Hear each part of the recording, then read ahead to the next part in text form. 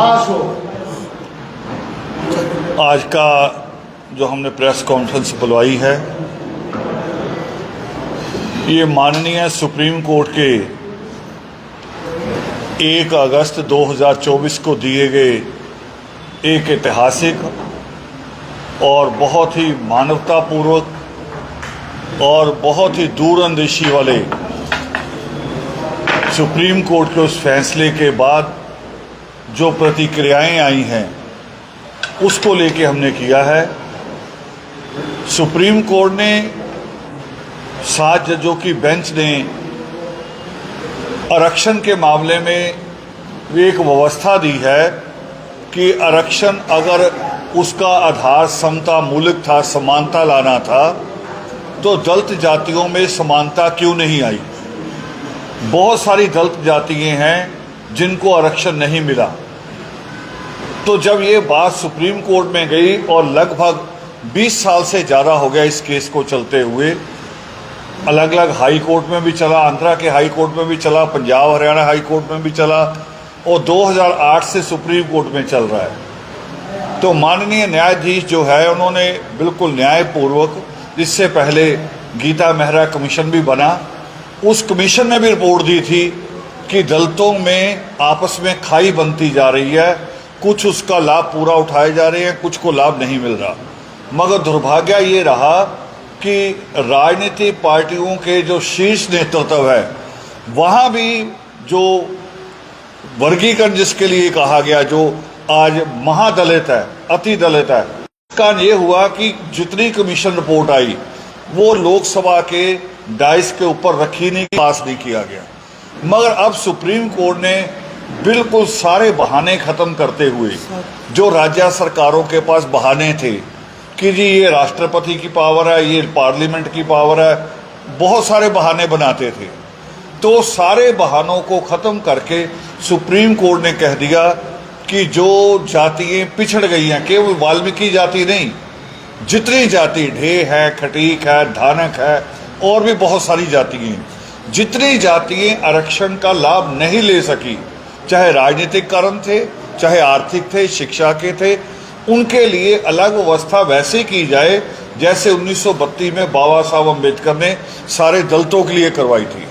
और एक बात और जोड़ दूं, बाबा साहब अम्बेडकर ने भी खुद जब आरक्षण मिल गया 1932 में, उसके बाद उनकी अपनी लिखित है वॉल्यूम नंबर 39 39 में बाबा साहब ने लिखा कि आरक्षण के वर्गीकरण की जरूरत है, यानी इसमें हिस्सा अलग अलग करना पड़ेगा।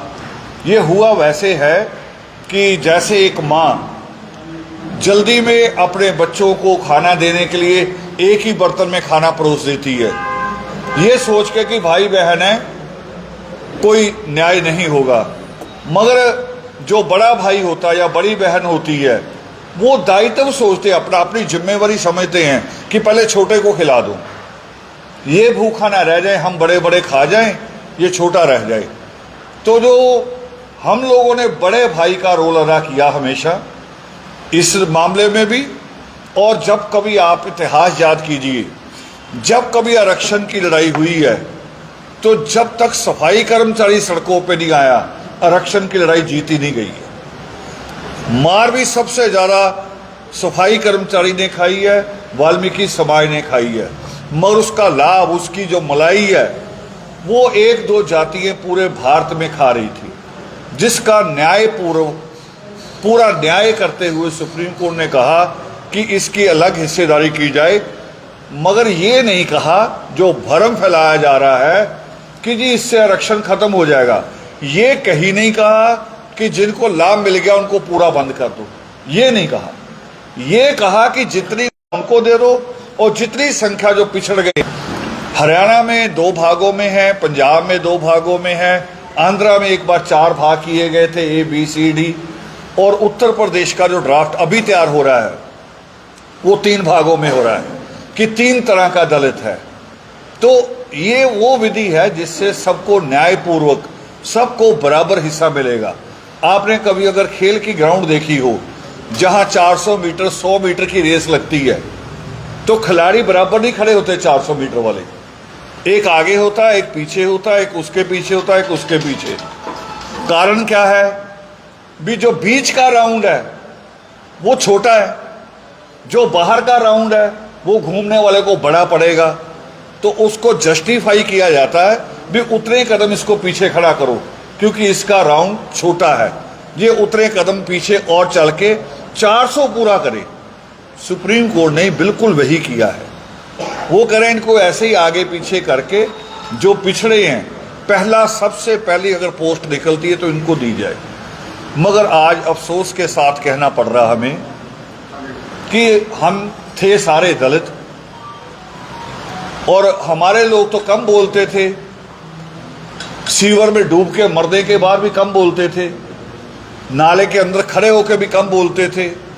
मगर जो अधिकारी वर्ग बना, जो अगड़ा दलित है, वो ज्यादा स्पीचें करता था शोषण पे, पीड़ा पे, बेइंसाफी पे। मगर आज वही अगड़ा 21 तारीख को सड़कों पे आया बेशर्म होके, किसके खिलाफ? कि जो आदमी सीवर में जिंदा उतरता है, जिंदा बाहर वापस नहीं आता, सड़कों पे बेशर्म होके आके कहा कि हम उसके बच्चों को हिस्सा नहीं लेने देंगे, हम उसके बच्चों को आरक्षण नहीं लेने देंगे।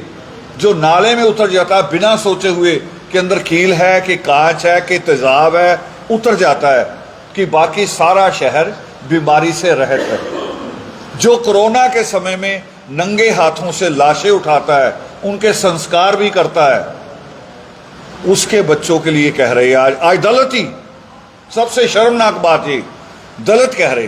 फिर दलितों में भी हमने शुरू में सोचा, पहले 10 दिन हम कोई नहीं बोले, हम सोच रहे थे घर का मामला है, भाइयों में भी बंटवारा होता है, ज्यादा हंगामा नहीं करना, हम शर्म महसूस कर रहे थे।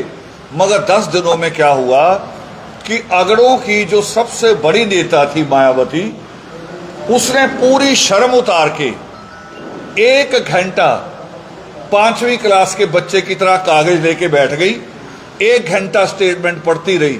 और पढ़ा क्या? पढ़ा वही जो द्रोणाचार्य ने एकलव्य को कहा था, जो द्रोणाचार्य ने एकलव्य को कहा था कि तुम्हें अधिकार नहीं है, वही मायावती हमारे बारे में कर रही थी, दलितों के बारे में, कि इनको अधिकार नहीं है, पढ़े क्यों नहीं। अब यही तर्क तो बाबा साहब को भी दिया जा सकता था कि आरक्षण की क्या जरूरत है, पढ़ लो, आ जाओ। स्कूल केवल ये थोड़ी कि स्कूल ब्राह्मण का ही है, उस वक्त स्कूल अंग्रेजों के भी थे, मुसलमानों के भी खुले हुए थे, सिखों के स्कूल भी खुले थे, आप किसी माध्यम से आ जाओ। मगर उस वक्त जस्टिफाई किया गया और आज भी सुप्रीम कोर्ट ने जस्टिफाई किया। मगर जो दलित ही थे, जिनको लड़ाइयाँ हमने लड़ लड़ के आगे पहुंचाया, कोई भी मामला था,